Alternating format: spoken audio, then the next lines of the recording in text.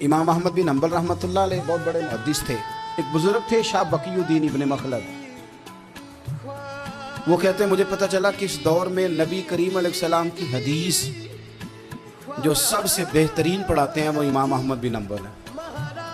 उनको हुजूर की हदीस से जो खाद शगफ है वो किसी और को नहीं। कहते हैं मेरे दिल में लौ लग गई, हालांकि मैं अमीर घराने से था।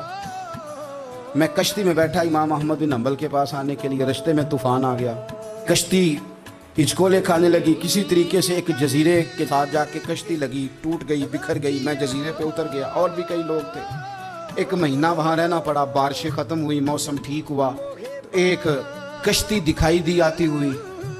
फरमाते हैं कि वो उस कश्ती में मैं बैठा, दोबारा बगदाद गया। मुझे सफ़र तय करते 2.5 महीने गुजर गए। वो जजीरे पे महीना पत्ते खा के भी गुजारा करना पड़ा। निकला था इल्म हासिल करने।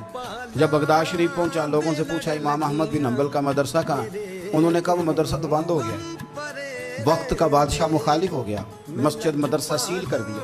इमाम साहब कहाँ हैं? कहा घर के अंदर कैद हैं। उनके घर को सब जेल बना दिया, चारों जानिब पुलिस खड़ी। और वैसे भी बगदाद में कर्फ्यू, हर चौक चौराहे में पुलिस वाले खड़े। शाह बकीउद्दीन कहते हैं इतना कुछ सुनने के बावजूद भी मेरा जज्बा ठंडा नहीं हुआ। वो महीने में सफ़र की सोबतें, वो सुना था कि आस्ताना यार दूर है, पर हमने भी ठान ली थी कि जाना। वो सुना था कि आस्ताना यार दूर है, पर हमने ये ठान ली थी कि जाना ज़रूर है। कहते पहुंच गए। अब पता चला कि कर्फ्यू है, सड़कों पे पुलिस खड़ी है, गलियों में चौकों चौराहों में पैरे हैं। इमाम साहब तक तो जा कोई नहीं सकता। कहते मैंने एक शख्स की मिन्नत की, मैंने कहा किसी तरीके गाड़ी बता। कहने लगा मैं इशारा भी नहीं कर सकता, सख्त हालात है। वो कोई तरीका। मैंने जब ज्यादा तड़प के कहा तो वो शख्स कहने लगा मैं उनके घर के करीब तुझे ले जाऊंगा और गुजरते वक्त सिर्फ आंख का इशारा करूंगा। कहते मैंने कहा ये भी ठीक है। उनके घर के तेरी तलाश में फिरे ना हम जंगल पहाड़ और दश्त में। उनके दरवाजे के करीब उसने इशारा किया। शाह बकीउद्दीन कहते हैं कि मैं घर दे के आ गया वापस। अब मैं सोचने लगा कि कैसे इमाम साहब तक पहुंचना है। बड़ी तजवीज़ें सोची, बड़ी तजवीज़ें, काम वाला बन जाऊं, फेरी लगाने लग जाऊं। फिर सोचा कि अगर मैं कुछ बेचूंगा रेडी पे रख के तो कोई खरीदने निकलेगा, कोई नहीं निकलेगा। किस तरह करूं, क्या करूं, बड़ी सोचें। बिल आखिर मैंने तय किया, अल्लाह अकबर। मैंने ना कपड़े फाड़ लिए, इमामा उतार दिया। फरमाते हैं कि एक प्याला मिट्टी का खरीद के गले में रस्सी से बांध लिया और इमाम अहमद बिन हम्बल की 3 गलियों पीछे मैंने दरवाज़ा दरवाज़ा सदा लगानी शुरू की, फ़कीर हूँ, अल्लाह के नाम पे लेने आया हूँ।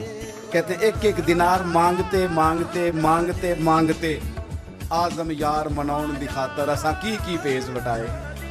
कहते हैं मांगते मांगते ना मैं इमाम अहमद बिन हम्बल के दरवाजे तक आया। अमीर घर का बच्चा था, बड़े पैसे जेब में होते थे। इमाम के दरवाजे पे सदा लगाई, कोई है अल्लाह के नाम पे देने वाला? कहते हैं नूर भरा दरवाजा खुला। एक गोरे मुखड़े वाला, सफेद दाढ़ी वाला, सोने इमामे वाला, चमकदार आंखें, नूरानी शबाहत।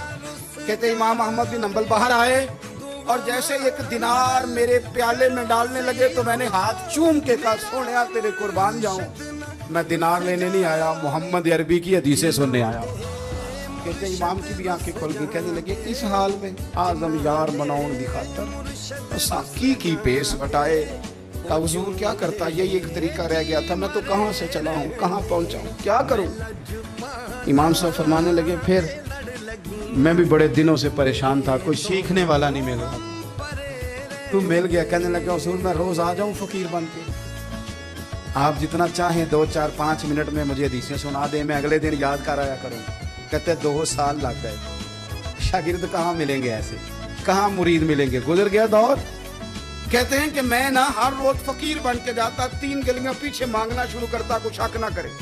2 साल दरवाजे पे जाता, आगे प्याला करता, इमाम एक दिनार डालते और मुस्तफा की हदीसें सुनाते। कहते हैं हालात बदल गए। 2 साल के बाद हुकूमत बदल गई, इमाम का मदरसा बहाल हो गया, रश हो गया।